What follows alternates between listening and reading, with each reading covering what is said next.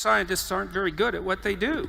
And if you look at the domain of religious thinking, most religious thinking people aren't very good at what they do, but that doesn't mean that the whole damn thing should be thrown out. There's gradations of religious revelation and wisdom. But there's that word, because revelation, if revelation is something that we can all do, you, me, and Marcus Aurelius, right?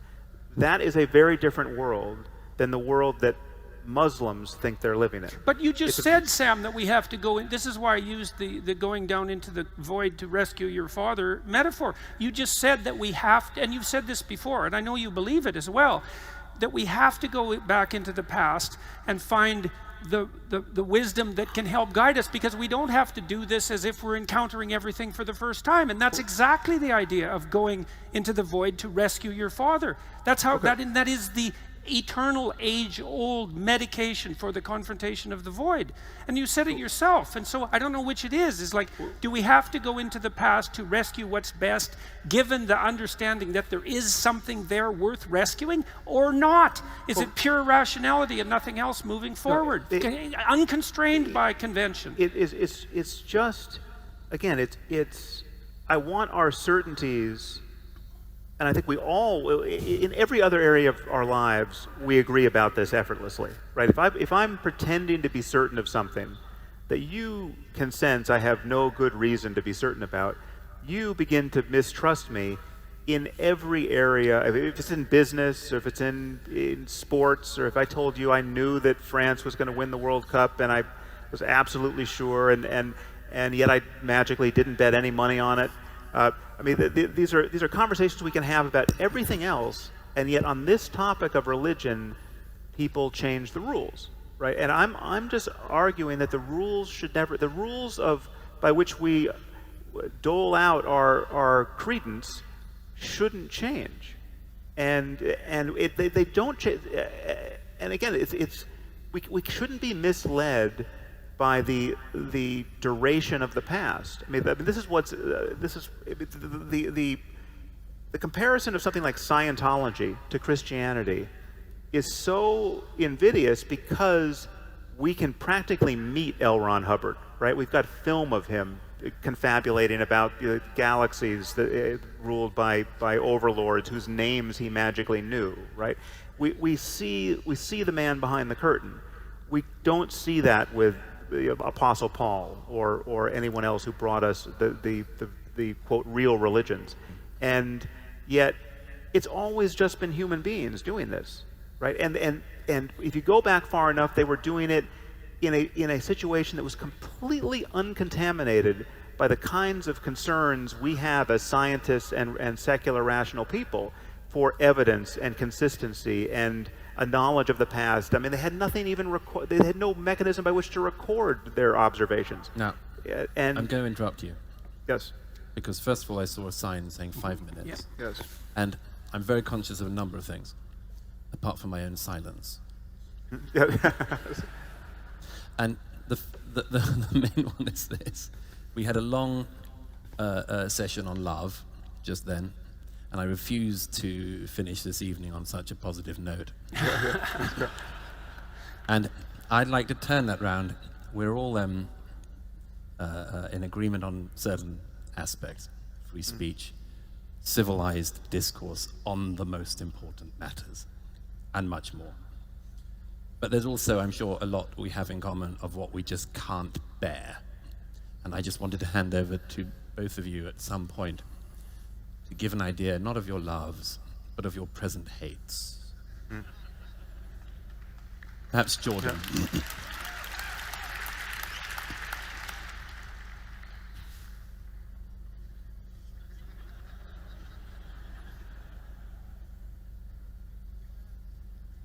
Hates. Well, I would say that I spent a lot of time over the last 30 years trying to understand the part of me that could be deeply satisfied as an Auschwitz prison guard. And I would say that that part is something that's worthy of hate. And I think the best way to overcome it is to recognize it in yourself and to do everything possible to constrain it. And that's what's given me an overwhelming horror, both of the nihilistic void and the catastrophes of totalitarianism.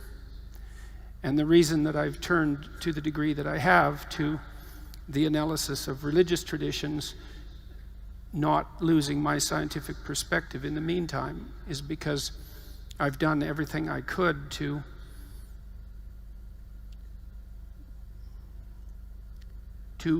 extract out the wisdom necessary to understand how to deal with that bit of unredeemed evil that every bit of us possess.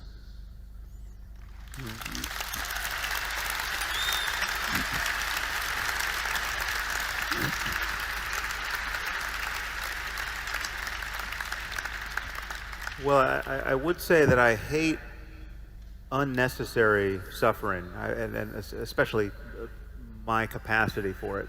And I see so much of my time, conscious time, moment to moment, devoted to this experience that should be familiar to all of you, which is to be captured by thoughts of the past or the future, which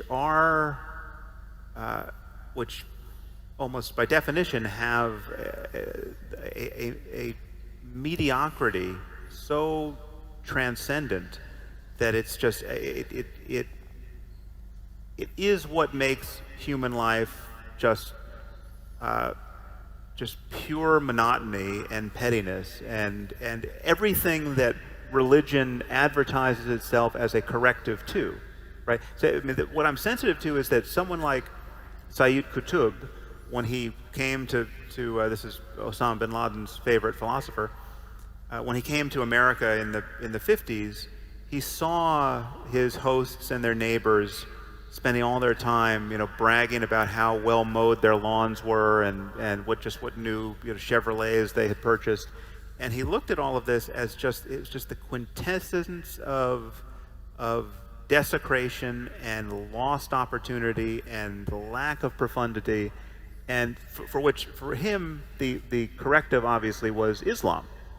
And half of that is right. It's possible to be totally captivated by the wrong things in this life, and to make yourself so obviously being a guard at Auschwitz with a clear conscience is the extreme I was case thinking of more that. of happiness. What was that?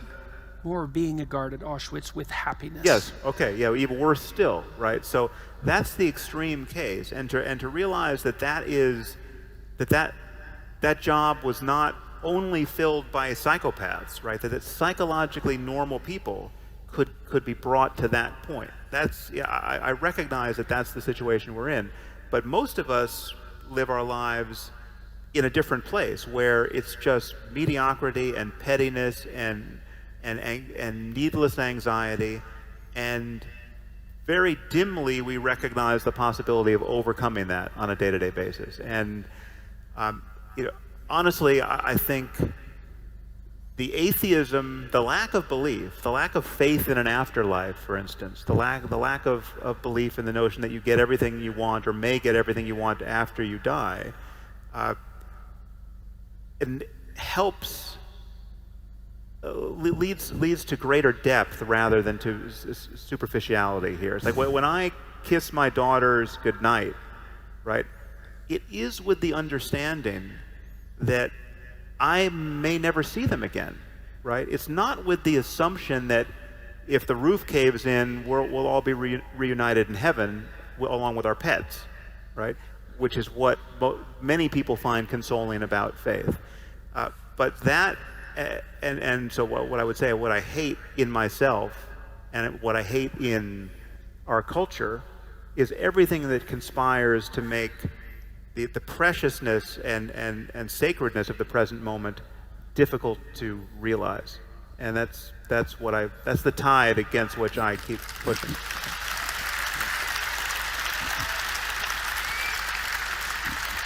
I'm not going to answer my own question, primarily because of the length of the list and a knowledge of the time.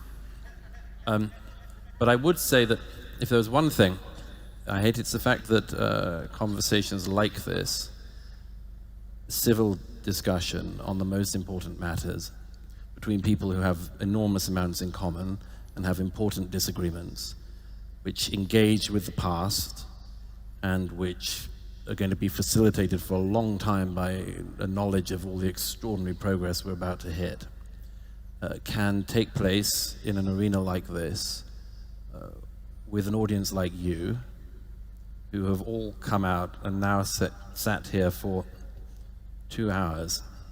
And I think it's, at any rate from my point of view, one of the most positive things I can imagine in the world at the moment, that an evening like this is happening with an audience like you.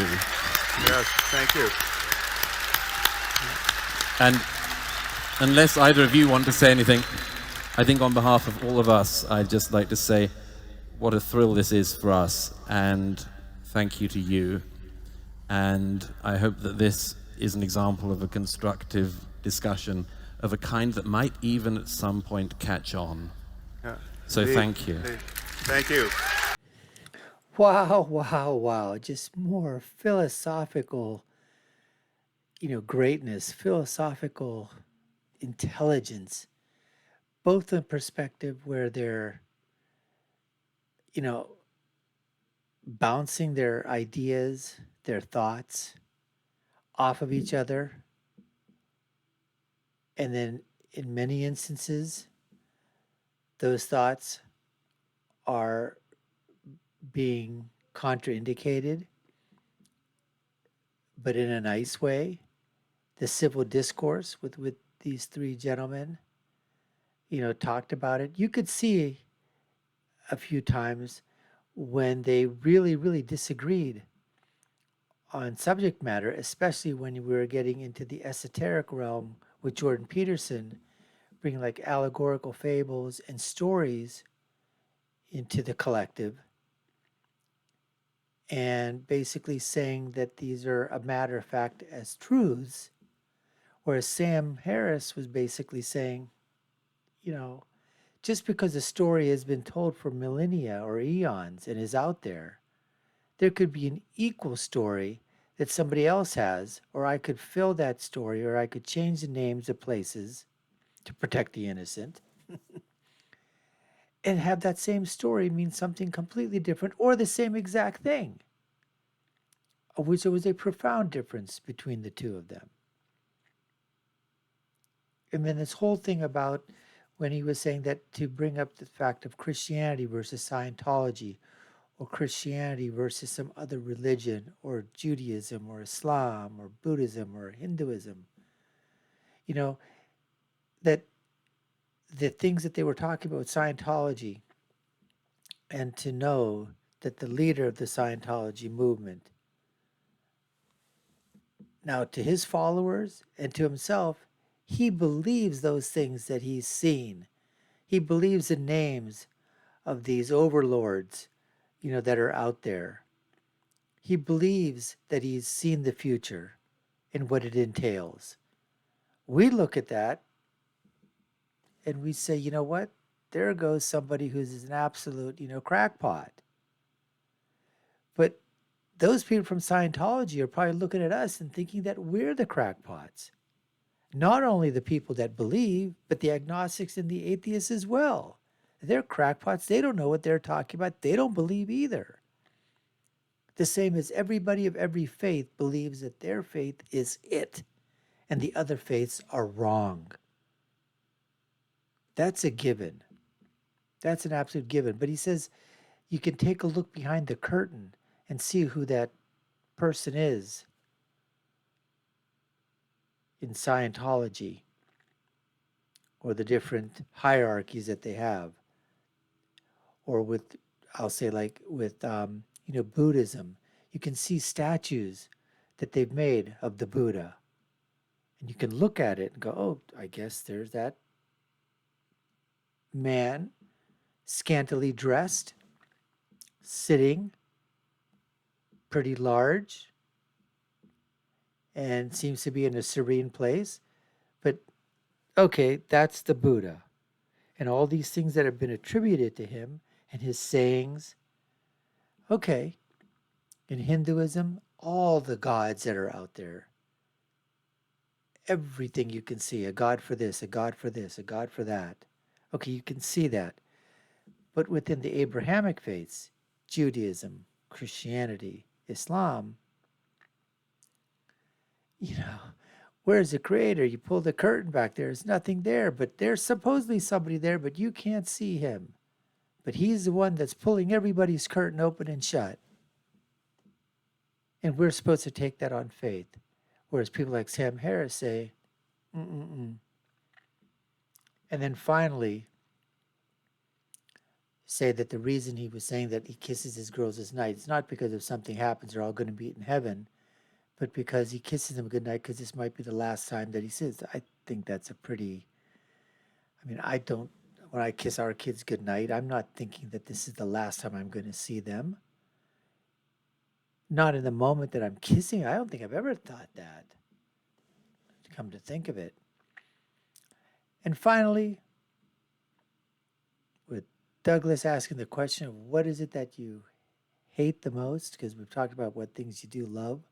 What do you hate? I hate this fact that this world is going to hell in a handbasket.